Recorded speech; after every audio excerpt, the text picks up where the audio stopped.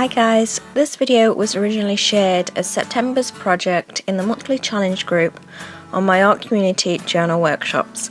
If you like this video, then the monthly challenge group has a new project video posted each month, is free to join and has an archive of 3 years worth of videos and project shares from nearly 5,000 members.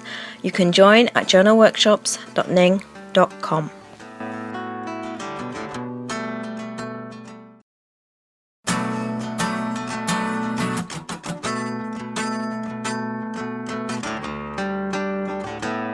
Hello my lovelies, welcome to September's challenge. Last quarter of the year already. Okay, so this month's challenge is something that is quite close to my heart. I'm going back to basics with my recycling, crafting, creating, and this month's challenge is suggested by Buzzbrain, who says, "Good morning Jenny and fellow artists. Since I started having my own flats, I also create my own nameplate for the front door whenever I move." And in her suggestion, she gives some suggestions of materials. So she suggests foam, cardboard, bubble wrap to make the little nails and screws if you give them a golden glint on the end. So that's what we're going to be doing. I'm going to be doing it with my favourite recycled material, my old friend corrugated cardboard and cereal box cardboard. And I just thought it'd be nice for us to give some love to these spaces that serve us so well.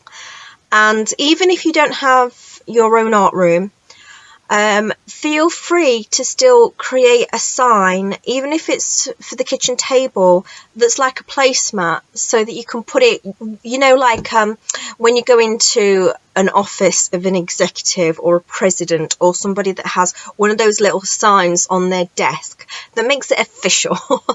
You could do that for that space to make it official for when you go there. Because it doesn't matter if it's your own space all of the time or not. When you get there, it's your space, it's your art space, and you are then going into that realm of your artistic self. So let's honour that side of ourselves. Let's honour our spaces, our rooms, and give it a name, and a nameplate, so that we have that connection with, now we're in office.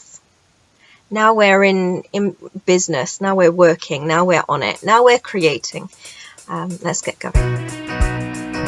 So I'm starting off, as I said, with some corrugated cardboard, and I'm also going to use some cereal box cardboard because this cardboard box is a little bit battered, so I want the cereal box to not only reinforce my sign but also give it a nice smoother surface.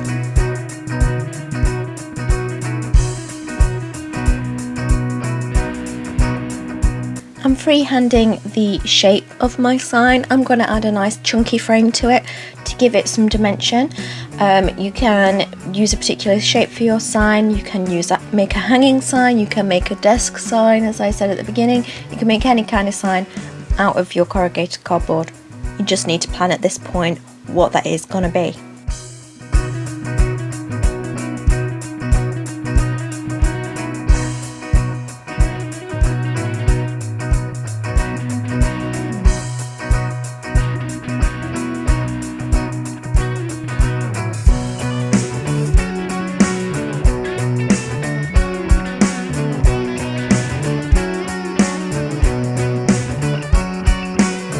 For my gluing technique, if you know me very well and you follow these monthly challenges every month, you'll probably see me using my 3 glue steps, which are first to use a permanent double-sided adhesive, second to cover that adhesive with a glue stick, and third to add Eileen's tacky glue on the top.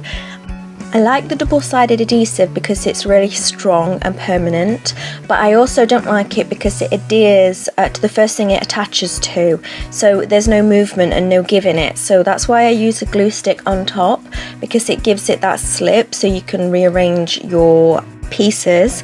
And then I like the Eileen's tacky glue because that really, it's almost like adding a really strong layer in the middle. It makes everything hold better, and almost like you're just giving it another layer of cardboard in there. It's so strong.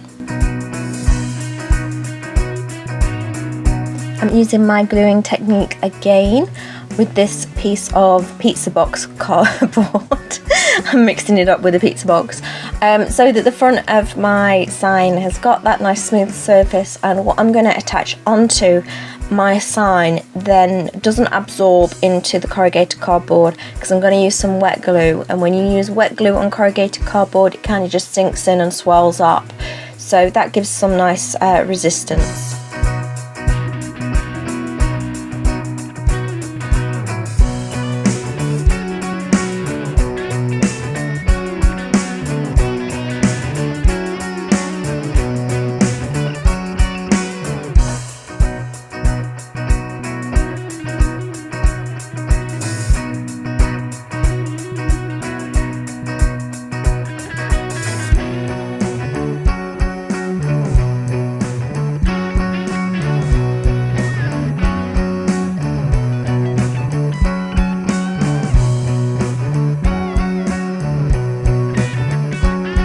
I want dimension with my sign, so I am using chipboard letters and a couple of chipboard embellishments, and also I'm then going to use some tissue paper and cover the whole of my sign to give it some texture.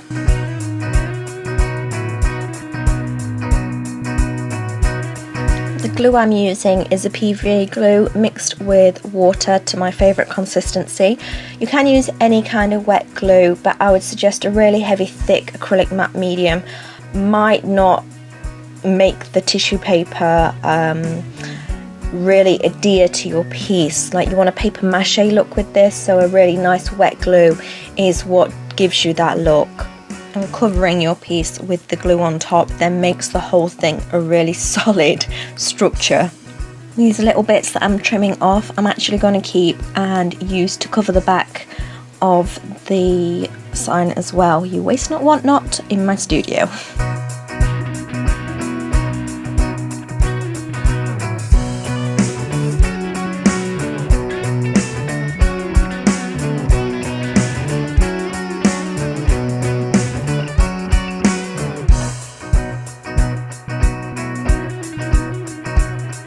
I'm adding a couple of layers of gesso onto the sign to prime it for the colours I'm now going to use on top to mix in with my studio. But also I like it as it is, to be honest. I like the shabby chic look, but I want to mix it in with my studio, so I'm going to choose some nice bright colours that are going to match in with my outdoor studio.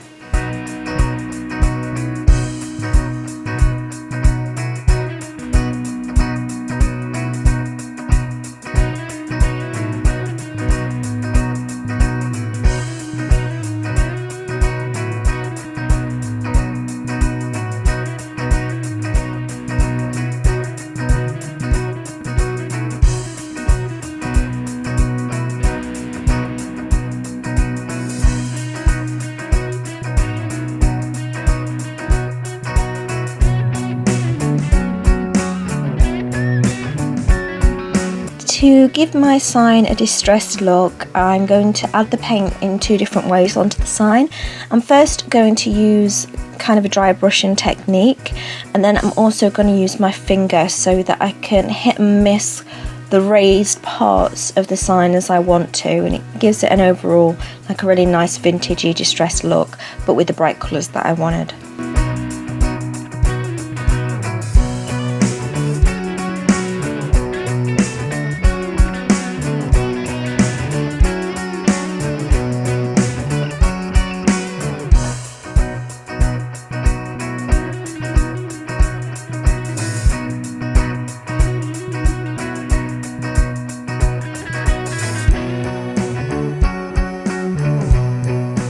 So that's my sign. I hope you liked it. I really wanted to share this project with you guys because I so enjoyed making it. But as I said, if you want more of these videos, then sign up to the monthly challenge group on journalworkshops.ning.com, where you'll instantly get access to a whole bunch of projects, plus many more